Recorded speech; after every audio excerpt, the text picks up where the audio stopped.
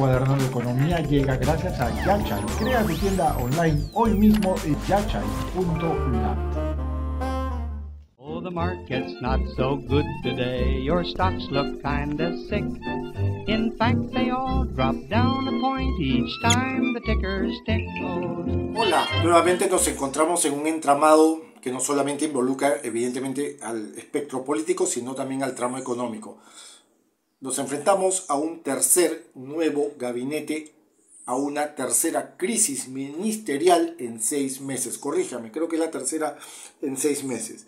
Y en medio, el Ministerio de Economía y Finanzas en una tensa espera por parte de los agentes económicos, que día a día tenemos que reperfilar nuestras matrices de riesgo y tenemos que reperfilar también nuestras estrategias.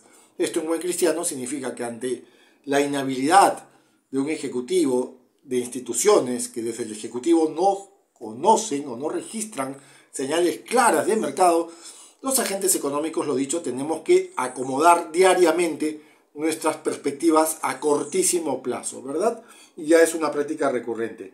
En medio y como lectura transversal, insistimos, el MEF y la TEN se espera, sobre todo y en el caso eventual de que Pedro Franque, el actual ministro, el actual titular del MEF, no sea ratificado, ¿verdad?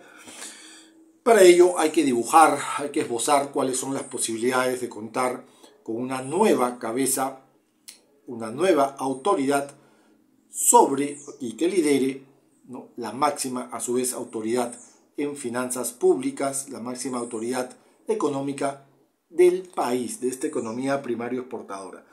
En pocas palabras, ¿quién va a ser el nuevo ministro o ministra en caso Pedro Franque no sea ratificado? Recordemos que en diciembre del 2021 el presidente Castillo se reunió con 4 exministros, 3 exministros y una exministra. Se reunió en un palacio. No sabemos por qué Pedro Franque no fue. Probablemente haya dicho, oye, compadre, ¿qué necesitas llamar a exministros cuando acá tienes a uno? ¿No? Encima un ministro que ha sido reactivador. Esos patas no reactivaron nunca nada, ¿no? Es más, esos patas nunca elevaron la presión tributaria y yo sí. Entonces Pedro Franque, con toda razón, como lo indicamos en una columna hace 2 semanas, pues no fue. Pero bueno, esas son especulaciones. Lo cierto es que se reunió el presidente Castillo, por invitación de Castillo o con una idea, digamos, o por una idea de sus brillantes asesores, esto dicho con sarcasmo, ¿no? Los invitó. Ahora, de ahí saldrá el reemplazo de Pedro Franque en el caso, insisto, repito, de que eventualmente no sea confirmado en el puesto. Bueno, estos 4 exaltos cargos reunidos con el presidente Castillo en diciembre del 2021 son pro empresa, son pro gremio, son anti asamblea constituyente, tienen o tendrán, nos preguntamos, una vocación que preserve, por ejemplo, estructuras monopólicas, oligopólicas, no lo sabemos. Tendrán estos 4 exaltos cargos una vocación a abrazar y proteger a la gran empresa, al modelo mercantilista de negocio, bueno, tampoco lo sabemos. Tendrán estos ex altos cargos, ex altos funcionarios del MEF la inclinación, por ejemplo, para colgarse de la flexibilización laboral como herramienta y mecanismo neoliberal, ¿no?, de crecimiento económico. No lo sabemos, ¿no? Por lo tanto, no estamos muy seguros que de aquí o de ahí, de esa cantera de 4, salga el reemplazo de Pedro Franque, ¿no es cierto? Ahora, no solamente porque ninguno es reactivador, sino porque nosotros en este momento no necesitamos en la cabeza del MEF, repito por tercera vez, en caso eventual de que Pedro Franque no sea ratificado, espero que no lo sea, no necesitamos en la cabeza del MEF, por ejemplo, elegantes oficiales de caballería. Necesitamos en la cabeza del MEF un soldado de infantería recontrachorado que esté dispuesto a embarrarse, a tirarse, rampear en el barro, ¿no?, y combatir, ¿no es cierto?, combatir un dólar con presión alcista o con vocación alcista, una inflación, combatir una falta de austeridad de espacio para generar empleo formal, ¿verdad? Necesitamos un soldado de infantería y estos son más Boy Scouts y Girl Scouts que otra cosa, ¿no es cierto? Salvo uno de estos 4 que se reunieron con Castillo el año pasado, que hasta su pedido por parte de la Fiscalía de Prisión Preventiva tuvo, ¿no es cierto? Bien, entonces, ¿cuál es el objetivo, ¿no?, de Pedro Castillo de escoger o elegir o filtrar un ministro de Economía que sea pues pro empresa, pro gremio y ante Asamblea Constituyente? Probablemente sea alejar o mantener a raya a una derecha golpista, lo cual es bien tonto porque la derecha golpista la verdad que es sumamente ineficiente e inepta, y creo que mantenerla a raya es un ejercicio muy sencillo, ¿no es cierto?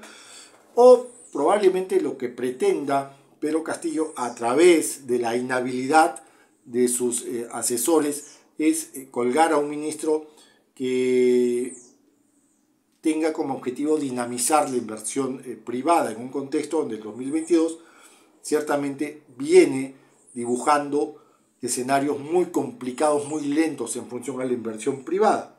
La Asamblea Constituyente ya fue, Cerrón y compañía debilitados, el día de ayer Bermejo se salvó por un pelito, Puca está ahí dando vueltas como un diablillo. Entonces creemos que Pedro Castillo lo más probable es que, y a través de sus asesores que lo embriagan, ¿no?, quiera pues una suerte de piso franco en el gobierno, quiera estar solito, ¿no es cierto?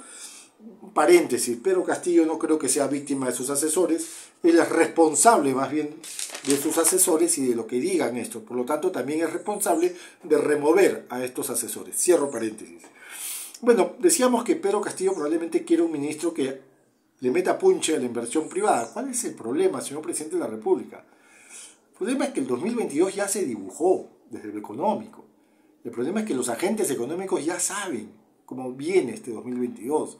Y es un año que viene con debilidad desde la inversión pública, con austeridad desde la actividad privada, con una ralentización brutal de la actividad privada, con un austero crecimiento, un crecimiento que no llegará a más de 2,7% en este 2022, cuando necesitamos por lo menos crecer por encima de 4%, ¿no?, sin empleo, un 2022 con el empleo muy enfriado y con una economía en general estancada. Por lo tanto, un nuevo ministro o ministra, señor Pedro Castillo, que sea pro gremio, que sea pro empresa, que sea pro monopolio, que sea pro oligopolio, es decir, un ministro tailor-made, dudo mucho que pueda hacer algo en el 2022 más allá de lavarle a usted la cara frente a grupos de poder.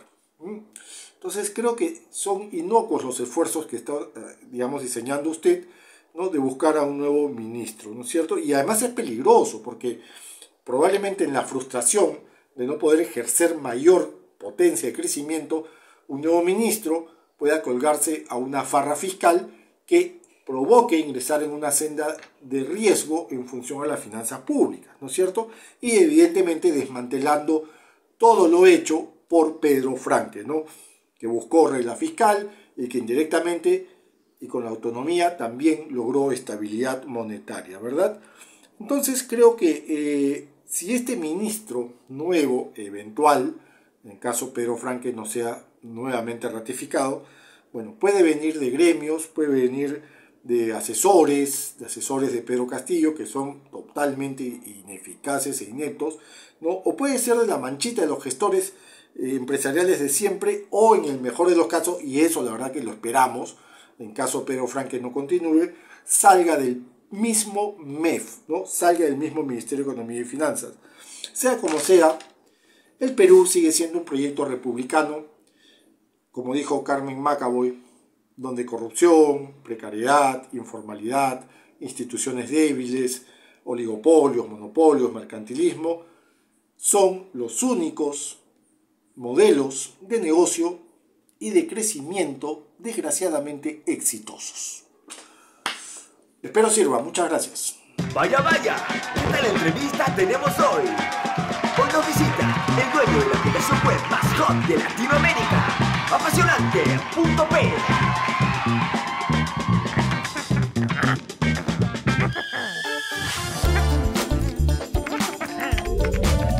Registrar tu dominio es el primer gran paso. Cómpralo en yachai.lat y encarna tus sueños. Yachai.lat, tu tienda online hoy.